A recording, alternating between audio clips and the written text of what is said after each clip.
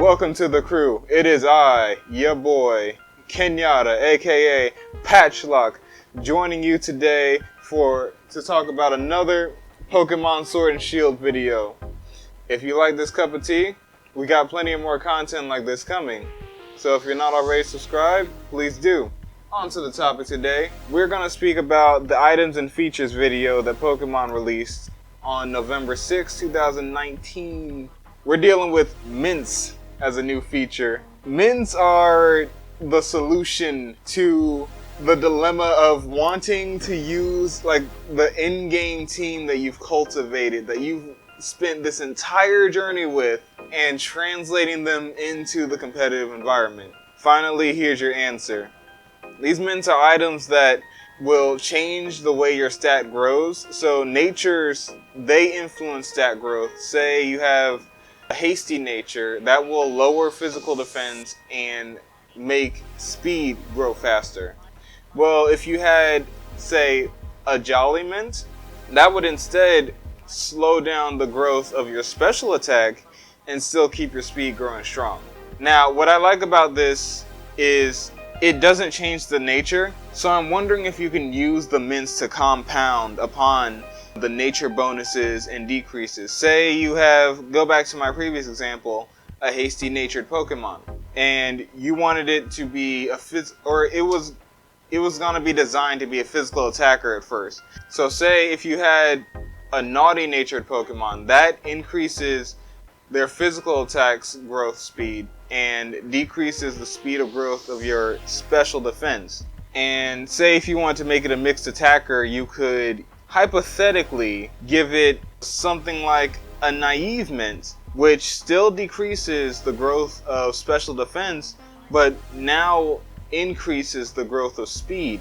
Now you're increasing physical attack and speed and only decreasing the growth of one stat. This is why I feel like they kept the nature the same when you're using a mint on a Pokemon.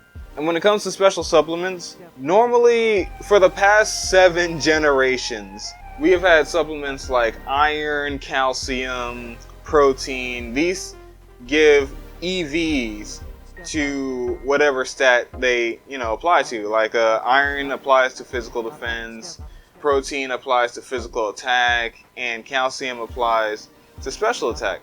Normally, we were only able to give our Pokemon 10 of a certain supplement, and that would only give the Pokemon 100 EVs, and that made it so you needed to still train your Pokemon to get the other 152 EVs if you were in fact maxing out its effort value training. In Sword and Shield, they're finally making it so that you can put just 26 supplements into a stat, and it'll still cap out, like when you factor in the actual EVs, it'll still cap out at 252.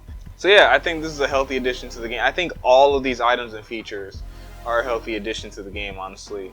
Next is the EXP candies, and these are just, instead of working purely with rare candies, you're now giving large or extra large, small or medium EXP bonuses. The way this helps is, say if you had a level 98 Bulbasaur and it's only 2,000 experience away, but you don't want to go through the Elite Four, so you're over here training on Pokemon that only give like 400, not even that much, 200, actually yeah, that's more accurate, 230 something EXP at a time. That's 20 Pokemon, and nobody has time for that. But why would you want to waste your rare candy on being so close, relatively so close to 99? Now you have the solution of EXP candies, because they're keeping the rare candies. You get the best of both worlds. With egg moves, this is a game changer. Alright, so back in the day, I bred, because Squirtle can get the egg move Aqua Ring through some finagling, of course, I mean it's egg moves. And then when it loses it, that's it. But say you held on to a Squirtle that still had Aqua Ring, you don't train it, and you just throw it in the daycare because they don't replace the moves anymore. I'm glad they removed that feature. They're like, hey, your Pokemon's learning a new move, I bet you want to learn it. No, no, no, or I would have taught it myself. So now if you keep that Squirtle with the Aqua Ring in the daycare with, you know, probably a Blastoise that doesn't have Aqua Ring, the Squirtle will pass on the Aqua Ring to the Blastoise. I like to picture this as, you know, they're both hanging out in the daycare and Squirtle's just using Aqua Ring and the Blastoise is just dumbfounded, like, how are you doing this? I have no access to this move. And then Squirtle says, well, I'm just able to do it. And he's like, I thought all Squirtles could do it. And then Blastoise says, wait, let me give it a try. And then with some practice, it also ends up doing Aqua Ring. So, you know, it's just about untapped potential.